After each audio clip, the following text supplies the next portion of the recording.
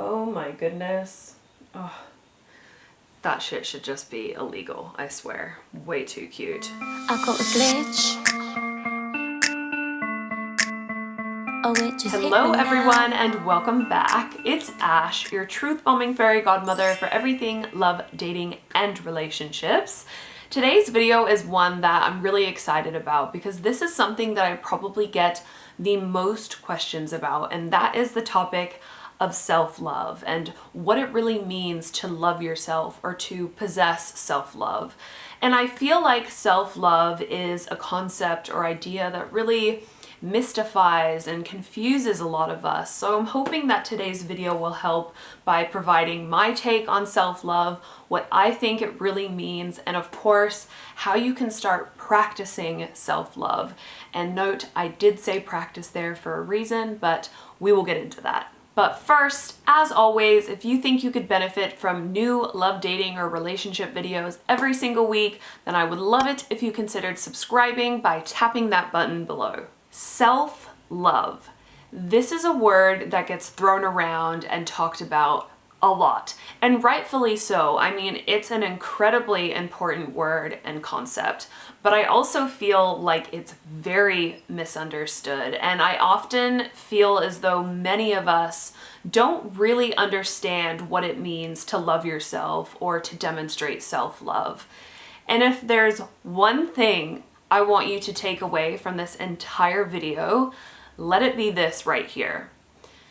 Love is not a feeling. I remember the first time I ever heard this. I was 21 years old, and when I learned that love is not a feeling but action and a choice, my mind was totally blown. I almost couldn't even really get my head around it at first. You mean that love isn't that warm, fuzzy, passionate, excited feeling that you have towards someone? No.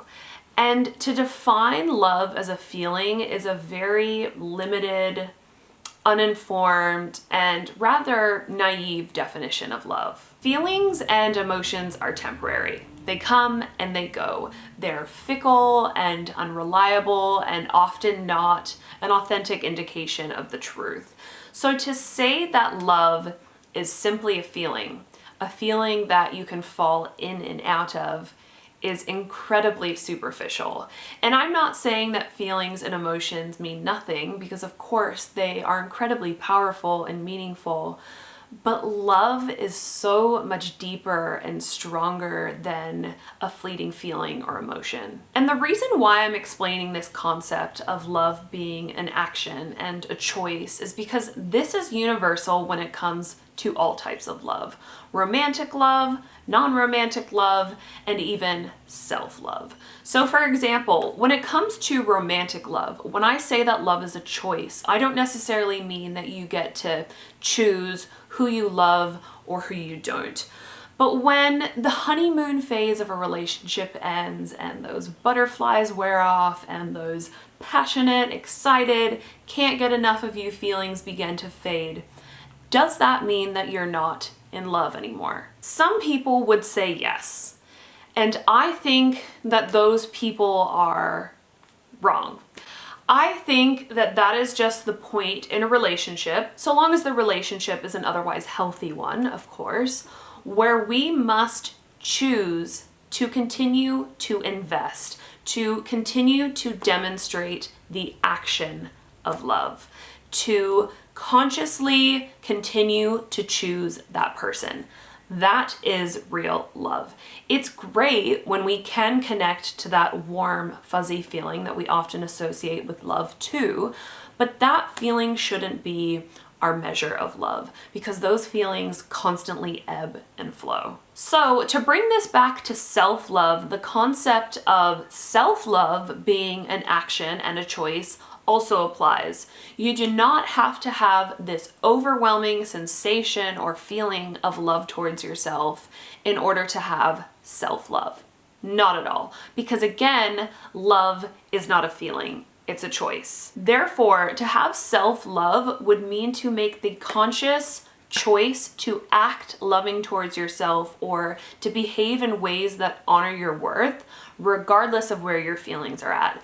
And that is the part of self-love that I think a lot of people miss. To provide an example, I was listening to a podcast a few months ago in which the host and two of her closest friends sat down to basically have like an intervention of sorts, because the host kept allowing this absolute garbage guy back into her life over and over and over again. So her two closest friends were basically just trying to talk some sense into their friend. And if it wasn't the most relatable podcast moment ever, but anyway, at one point the host said something that was really interesting, which was something along the lines of, I really love this guy, but I love myself more. And one of her friends, without even skipping a beat, was just like, whoa, whoa, whoa, whoa. No. The fact that you are accepting this toxicity into your life and always taking this guy back who consistently degrades and disrespects you shows that that can't possibly be true. You can't possibly love yourself as much as you're saying you do if that's what you're choosing to accept for yourself. And ain't that the truth? And this is exactly what I mean by saying that love is action. The host of that podcast may very well take a look at herself in the mirror every morning and think, hell yeah, I'm the shit. But if garbage, treatment, and disrespect is what she is willing to accept for herself, then that self-love can't possibly run very deep. And that's what self-love is all about. It's about what you choose for yourself. It's about what you're willing to let in and what you're not willing to let in. It's about what you invest your time and energy into. It's about who you let have access to you. It's about the ways in which you show up and care for yourself.